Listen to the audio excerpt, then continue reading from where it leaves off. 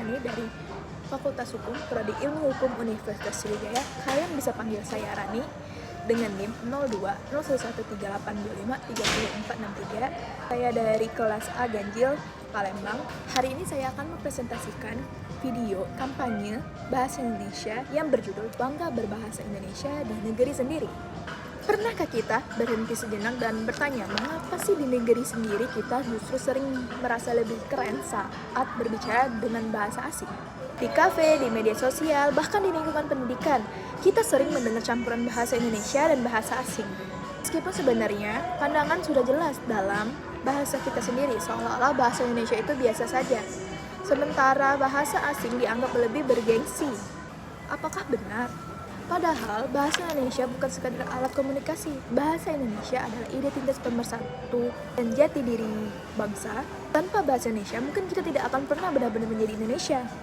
Padahal bahasa Indonesia bukan sekadar alat komunikasi. Bahasa Indonesia adalah identitas pemersatu dan jati diri bangsa. Tanpa bahasa Indonesia, mungkin kita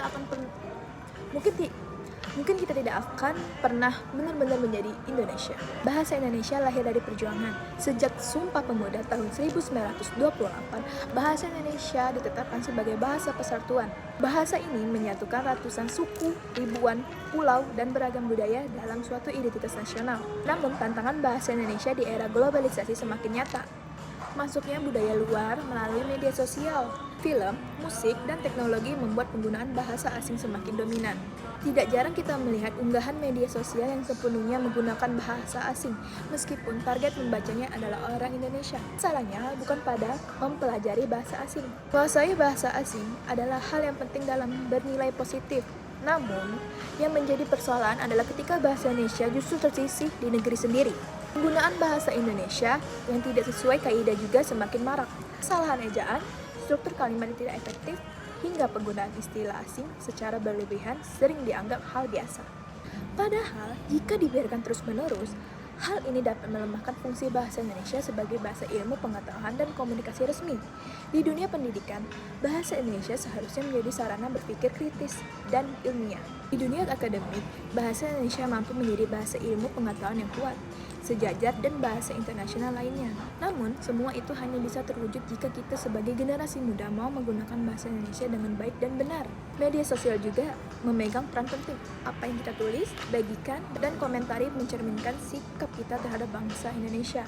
Menggunakan bahasa Indonesia yang santun, jelas, dan efektif di ruang digital adalah bentuk kontribusi nyata dalam menjaga martabat bahasa bangsa Indonesia. Penutup, bahasa Indonesia adalah rumah kita, tempat kita berpikir, bermimpi, dan menyampaikan ide. Jika bukan kita yang menjaga, lalu siapa lagi? Jika bukan sekarang, lalu kapan? Bahasa Indonesia adalah rumah kita, tempat kita berpikir, bermimpi, dan menyampaikan gagasan.